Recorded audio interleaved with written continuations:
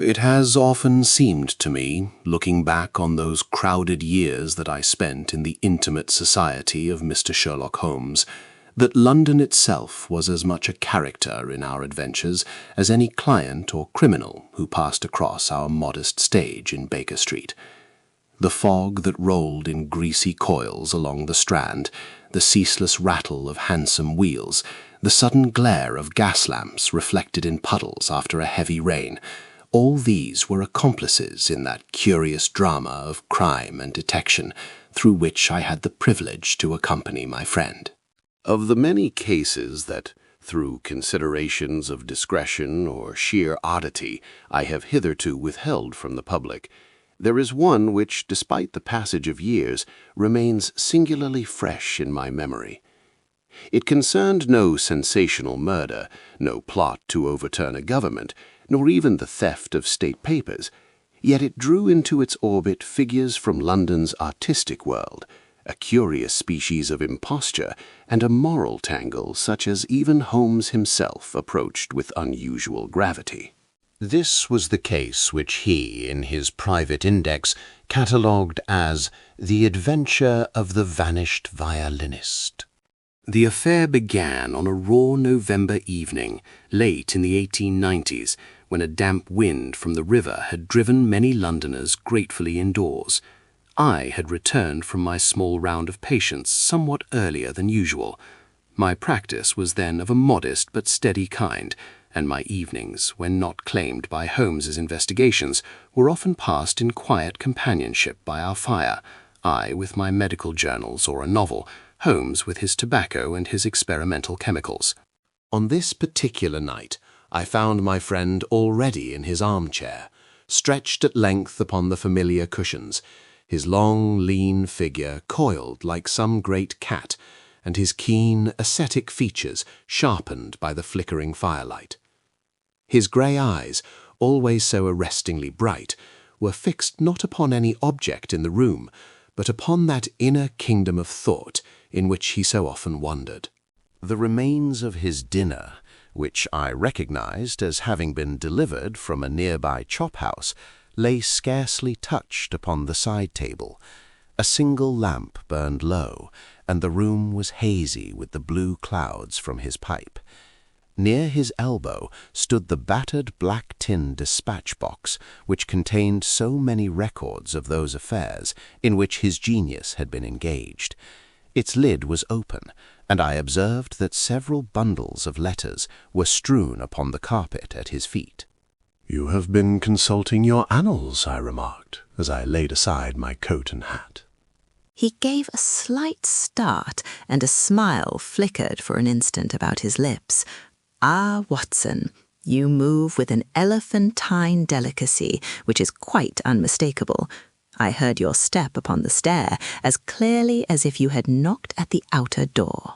"I hope," I returned, warming my hands at the fire, "that the association is more flattering than your metaphor." "In its way, it is. The elephant, though heavy, is not without sagacity." He waved a languid hand toward the floor. "I have been refreshing my memory concerning certain earlier incidents in the musical world. There is a curious similarity of pattern in human misconduct, which it is sometimes useful to recall. We may at any moment be called upon to apply an old solution to a new problem." "You anticipate a fresh case, then?" I asked. Holmes shrugged his thin shoulders. "My dear fellow, London is never without a crime in gestation, even as it is never without a birth or a death. Whether the particular embryo of mischief which concerns us tonight will mature sufficiently to knock upon our door, I cannot yet say. But I confess," he added, with a rare touch of impatience, "that the atmosphere is suggestive." "Atmosphere," I observed. He gestured toward the window, where the blurred glow of gas lamps could be seen through the streaming panes. "A raw evening, Watson, a full house at every theatre and concert hall, the well-dressed public out in pursuit of diversion. Where there is either money or vanity to be gratified, we may be sure that some rogue hovers on the fringe of respectability, waiting to profit by it. It would not surprise me in the least if our bell were to ring within the half-hour with some tale of theft at Covent Garden or the Queen's Hall. You are particularizing upon the musical world, I observed. Holmes smiled without replying. He had scarcely time, indeed, to frame any retort, for at that instant there came a quick, nervous rat-tat at the street door below. The sound of a brief parley drifted up from the hall, followed almost immediately by hurried footsteps upon the stairs. "You are uncanny, Holmes," I could not refrain from exclaiming.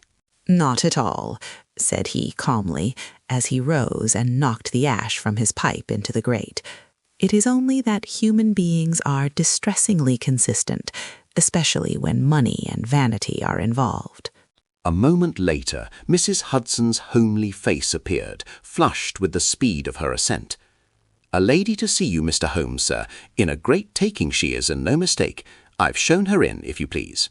Behind her, the doorway filled with the figure of a woman, heavily veiled and wrapped in a fur-lined cloak, her gloved hands clasped together in a gesture of visible agitation. "Mr. Sherlock Holmes?" she asked, in a voice that trembled audically. Holmes bowed, his manner assuming at once that mixture of courteous gravity and watchful detachment which so impressed his clients. "Pray come in, madam. The fire is at your service, and this is my friend and colleague, Dr. Watson. You may speak as freely before him as before myself." She inclined her head, but did not at once raise her veil. I led her to the armchair which stood between our own, and she sank into it as if her strength were nearly spent. "I thank you," she murmured. "I hardly know how I have come here at all. I have been driven nearly beside myself with anxiety. It was Maestro Caravelli who said that if anyone in London could help me, it would be you." "Carlo Caravelli of the Imperial Opera?" asked Holmes with some interest. "Yes, I am Elena Montrose," she said, lifting her veil at last. "I am, or was until 3 nights ago, the first violinist with his orchestra." Even to my eyes, untrained save in the most general sense to the subtleties of the artistic temperament, it was plain that our visitor was a woman of distinction. She could have been little past 30. Her features were finely cut, with dark, expressive eyes, and the pallor of one who lives more in the world of thought than in that of the body. The hand that trembled upon the edge of her veil was long-fingered and nervous, the hand of a musician. Holmes's gaze travelled in that swift, comprehensive way I knew so well, not rudely, but with an observation that took in every detail, from the faint groove upon her left collarbone, where a violin had rested for many years, to the pale mark upon her 3rd finger, where a ring had lately been removed. "You have had a severe shock, Miss Montrose," he said gently. "Or should I say, Madame?" "Miss," she corrected, with a faint flush. "I was engaged to be married, Mr. Holmes, but that—" Her voice broke, and she pressed a lace handkerchief to her lips. Holmes seated himself once more opposite her, steepling his long fingers and fixing her with that grave, encouraging look which had so often loosened a client's tongue. "Compose yourself, Miss Montrose," said he. "You are in safe hands here. Begin at the beginning, and tell us, as clearly as you can, what has occurred."